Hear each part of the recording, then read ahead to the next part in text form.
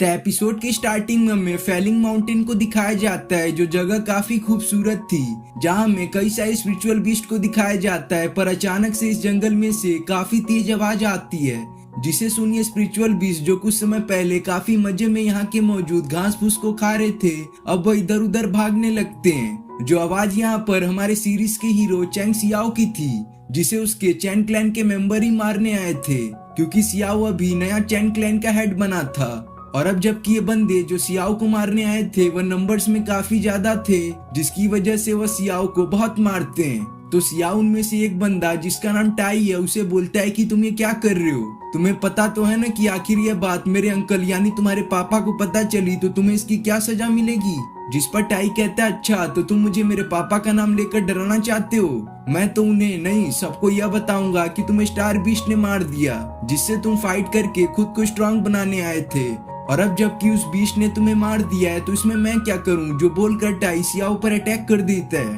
पर सियाओ उसके अटैक को डॉज करते हुए टाई की ओर एक नाइफ शॉट फेंकता है, जिसको टाई डॉज करते हुए अपने साथ वाले बंदों को सियाओ के पीछे लगा देता है, क्योंकि सियाओ यहाँ पर काफी तेजी से भाग रहा था। जो बंदे अब सियाओ को काफी देर तक चेस करते हैं और जब उन्हें मौका मिलता है तो वह तुरंत ही सियाओ पर एक कॉम्बाइन अटैक करते हैं, जिससे वहां धुआं धुआं हो गया था, जिसे देख टाई खुश होने लगता है, क्योंकि उसके हिसाब से तो सियाओ से मारा गया होगा। लेकिन जब धुआं छटता है तो हम देखते हैं कि सियाओ अभी भी बिल्कुल सही सलामत था, क्योंकि लास्ट टाइम पर अंकल शेन आकर उसकी तरफ बढ़ रहे इन सभी अटैक को जो बर्बाद कर दिए थे। और ये अंकल वही होते हैं जिनके बारे में सियाओ कुछ समय पहले टाई से बात कर रहा था। तो अंकल शेन सियाओ को इस कंडीशन में देख टाई पर गुस्सा होने लगते हैं, लेकिन यह सब तो बस दिखावा था, क्योंकि अचानक से अंकल शेन सियाओ पर अटैक करते हैं, जिसके इम्पैक्ट से सियाओ सीधे ही एक चट्टान से जा लड़ता है। जिसे ऐसा धोखा देने के बाद अंकल शेन कहते हैं कि मैं थक गया हूँ इस चैन क्लैन का एक्टिंग लीडर होते हुए, और अब मैं तुम्हें मारकर इस चैन क्लैन का हेड बनना चाहता हूँ, जिसके लिए सियाओ तुम्हें मरना पड़ेगा।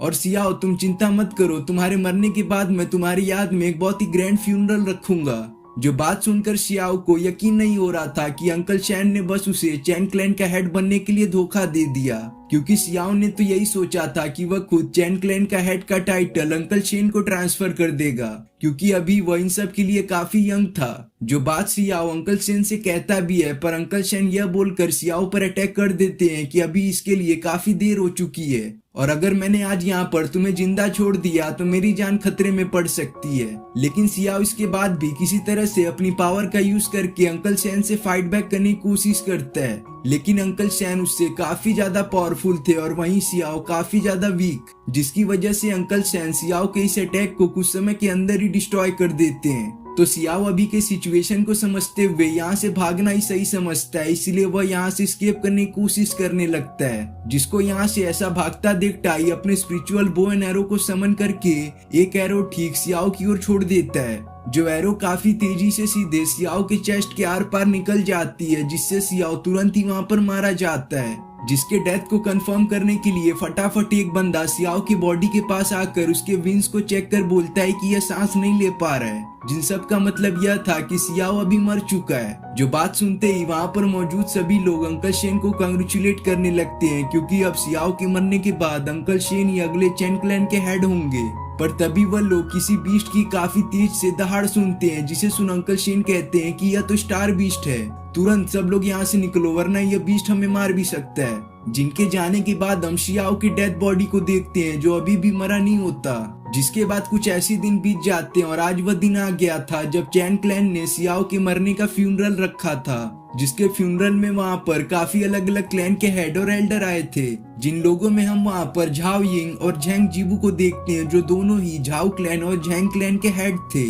जो लोग जब यहाँ पर आते हैं तो अंकल शेन उनका काफी अच्छी तरह से स्वागत करके उन्हें अंदर जाने देते हैं। पर तभी हम झैंग क्लैन के हेड झैंग जीबू को झाओ क्लैन के हेड झाओ यिंग से कुछ बात करता हुआ देखते हैं, जिसे झैंग जीबू यही बोल रहे थे कि आखिर इस चैन क्लैन में क्या हो रहा है, मैंने तो सुना था कि अगला हेड सियाओ बनने वाला है, पर ये शेन जो असल में इस चैन क्लैन का एक्टिंग लीडर है, भला ये कैसे इसका हेड बन रहा है, मुझे तो ये कुछ बात ही नहीं समझ में आई। तो झाओ यिंग उन्हें बताते हैं कि यह बस कुछ दिनों पहले की बात है, जब सियाओ फॉरेस्ट में किसी मॉन्स्टर को हंट डाउन करने गया था, जो लोग ऐसी बात करते हुए उस जगह पर जा बैठते हैं जहां पर कुछ समय बाद इस चैन क्लैन के नए हेड बनने का प्रोसेस स्टार्ट होने वाला था। पर तभी हम जैंग शिबू को देखते हैं जिन्होंने यिंग की पूरी बात सुन ली थी, पर उन्हें एक बात समझ नहीं आ रही थी कि भला सियाओ उस फॉरेस्ट में उस मॉन्स्टर को हंट डाउन करने क्यों गया था, क्योंकि सियाओ तो काफी ज्यादा वीक है तो वो मॉन्स्टर को कैसे हंट डाउन कर सकता है। इसलिए उन्हें ऐसा लगने लगता है कि यह सब सेन का चाल था ताकि वह सियाओ को मारकर खुद इस क्लैन का नया हेड बन सके।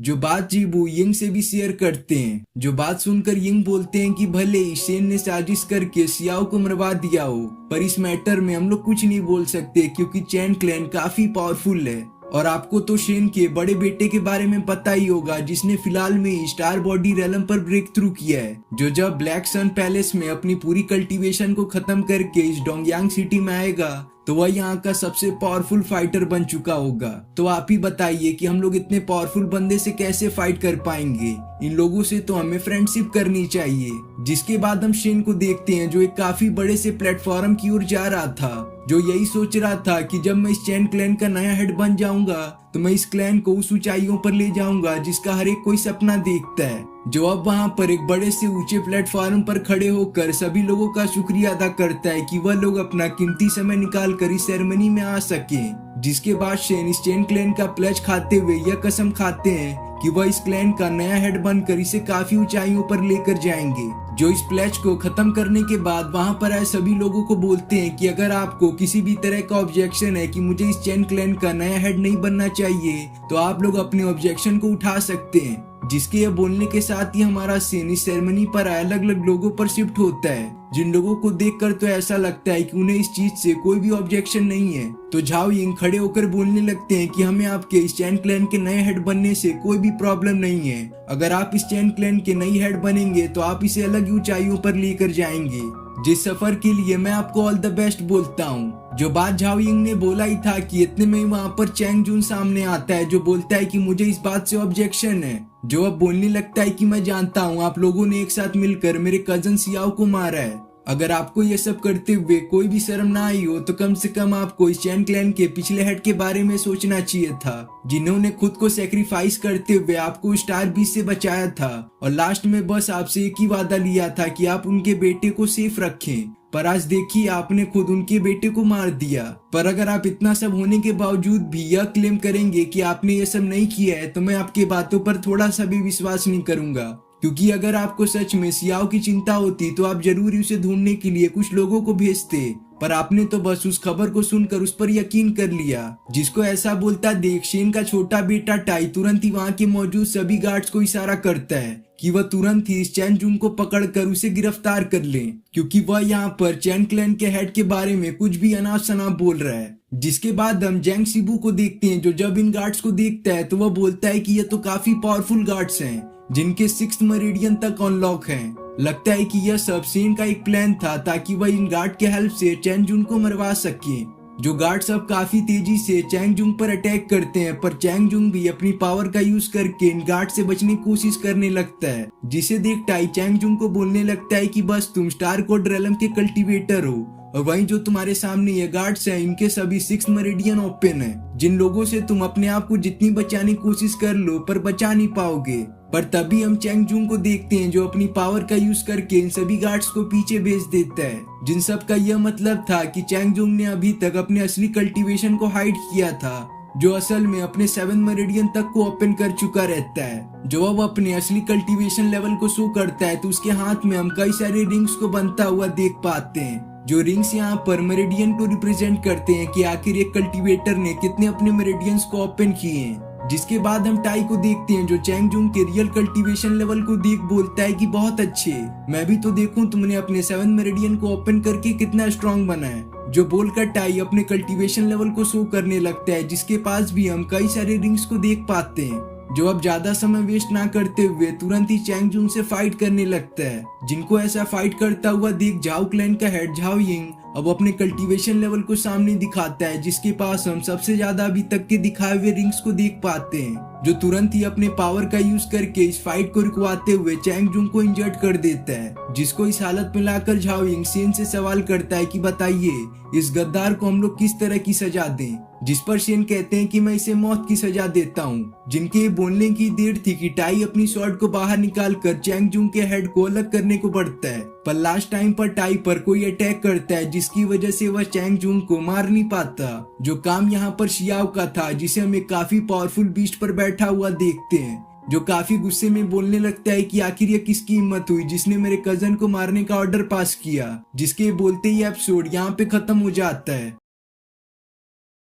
तो मार्शल डिवाइन गॉड के पिछले एपिसोड में हमने देखा था कि शेन खुद सियाओ को मारने के बाद चैंग क्लैन का नया लीडर बनने की सेरेमनी को स्टार्ट कर दिया था, जिसके लास्ट सीन में चैंग जून सेन से बहस करने लगा था, जिसकी वजह से वह टाई के हाथों जल्दी मरने को था, पर ऐन मौके पर सियाओ आकर उसे बचा लेता है। और अब आगे तो एपिसोड की स्टार्टिंग में हम शेन को देखते हैं, जो सियाओ को देख बोलता है तुम जिंदा हो, पर कैसे, तुम्हें तो बीस्ट ने मार दिया था ना। जिसे सुन सियाओ कहता है मेरे बचने से लगता है आपको बहुत हैरानी हो रही है, और आप लोग यहाँ पर एक आउटसाइडर जो असल में चैन क्लैन का है भी नहीं, उसके हाथों चैन क्लैन का जो डिसेंडेंट है उसे बुली होता हुआ देख रहे हैं। जो आउटसाइडर सियाओ शेन को कह रहा था, क्योंकि शेन पिछले हेड का एडॉप्टेड ब्रदर होता है, जिसके आगे सियाओ देख रहे ऑडियंस को बोलता है कि आप लोगों से मुझे यह उम्मीद नहीं थी। जो बोलकर सियाओ स्टार सोलिंग डॉग पर सवार टाई और झाओ यंग की ओर बढ़ता है, जिसको अपनी ओर आता हुआ देख टाई तो सही टाइम पर झाओ यिंग को अकेला छोड़कर बगल हो जाता है, जिससे यिंग पैनिक तो होता है, पर किसी तरह वह अपने स्टार पावर को एक्टिवेट करके उस बर्ड रेस्वेलिंग डॉग से फिर भी भिड़ जाता है,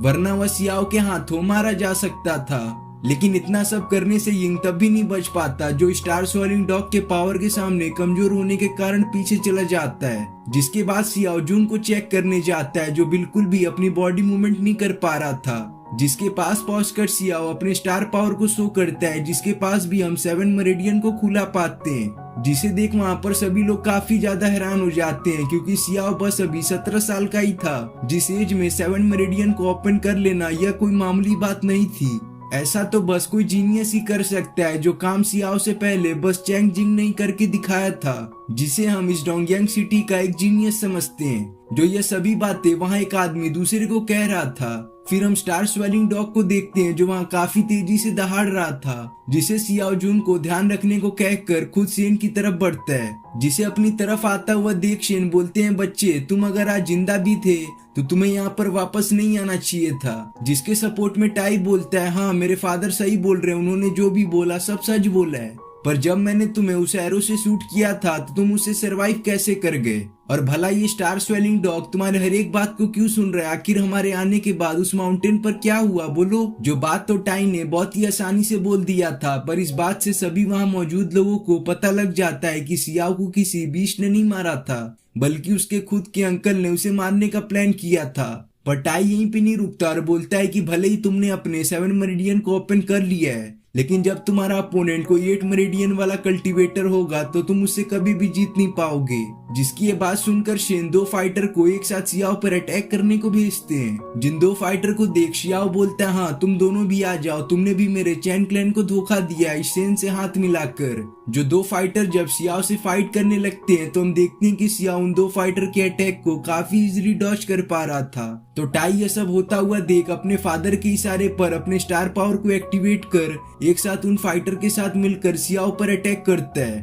पर हम देखते हैं कि सियाओ ने ना बल्कि इन तीनों के कॉम्बाइन अटैक को रोका था, बल्कि उन्हें चकमा देकर उनके गिरफ्त से आजाद होते हुए किसी celestial dog swelling moon spell को यूज करना स्टार्ट कर देता है, जिससे वहां पर कई सारे फॉर्मेशन बनकर तैयार हो जाते हैं, जिन सभी फॉर्मेशन को एक साथ लाने पर वहां पर एक बड़ा सा स्पिरिचुअल स्टार डॉग बीस्ट समन हो जाता है, जो बीस्ट सियाओ के साथ टाई और उन 2 फाइटर के स्टार पावर को उनकी बॉडी से बाहर खींचकर सियाओ की ओर भेजने लगता है। और इस टेक्निक की एक और एबिलिटी थी कि जहाँ पर भी यह टेक्निक एक्टिवेट होती है वहाँ का मौसम अपने आप ही बदल जाता है, और साथ में हम इस जगह पर काफी ज्यादा थंडरिंग होता हुआ भी देख पाते हैं। जिसके बाद हम उन 3 लोगों को देखते हैं जो अपनी पूरी पावर का यूज करके इस फॉर्मेशन से दूर जाने की कोशिश करते हैं, पर वह जितना भी कोशिश कर लें वह इसमें सफल नहीं हो पा रहे थे, जिसकी वजह से सिया उन कल्टीवेटर की बॉडी में मौजूद उनके स्टार पावर को काफी तेजी से एब्जॉर्ब करने लगा था, और जब उनकी बहुत ज्यादा स्टार पावर को सियाओ अपने बॉडी के अंदर एब्जॉर्ब कर लेता है तो वह उन्हें फ्री कर देता है,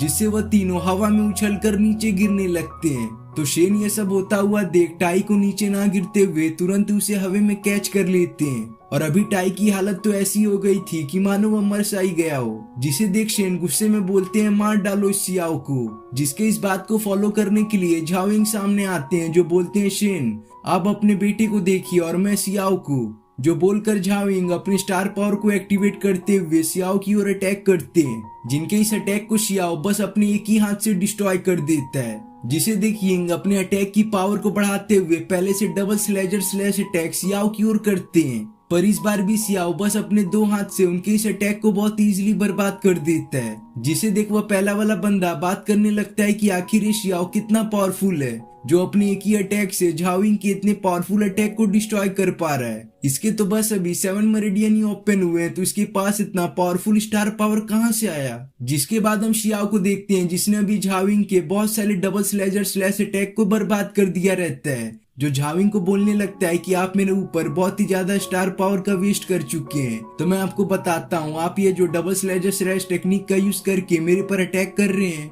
यह तो बस एक ह्यूमन लेवल की टेक्निक है। और दूसरी तरफ मैं जो ये celestial dog swelling moon spell का यूज कर रहा हूँ, यह एक हेवन लेवल की टेक्निक है। तो बताइए इन दोनों टेक्निक के बीच में कोई कंपैरिजन है? इसमें साफ मेरी टेक्निक सबसे पावरफुल है, जिसकी वजह से आप मुझे मार नहीं पाएंगे। जो बात सियाओ की सच भी होती है, क्योंकि अभी जो उसने इतनी सारी स्टार एनर्जी उन 3 कल्टीवेटर से एब्जॉर्ब की थी, उसकी वजह से सियाओ अब काफी ज्यादा पावरफुल हो चुका था। जो अब झाओइंग के काफी तेजी से किए हुए सभी अटैक को डॉज करते हुए उस पर अलग अलग डायरेक्शन से अटैक करने लगता है, जिसकी वजह से झाओइंग कुछ समय के अंदर ही काफी घायल हो जाता है। लेकिन इतना सब करने के बाद सियाओ यहाँ पर नहीं रुकता और अपने celestial dog swelling moon spell का यूज करना फिर से स्टार्ट कर देता है, जिसकी वजह से पहले जैसे ही वहाँ पर एक स्पिरिचुअल स्टार डॉग बीस्ट समन हो जाता है। जो बीस्ट अब काफी तेजी से यिंग की बॉडी में मौजूद उसकी स्टार एनर्जी को सियाओ की बॉडी में ट्रांसफर करने लगता है। जो स्टार एनर्जी उसकी बॉडी से ना चले जाए, इसलिए यिंग बहुत कोशिश करता है कि वह इसके गिरफ्त से आजाद हो पाए,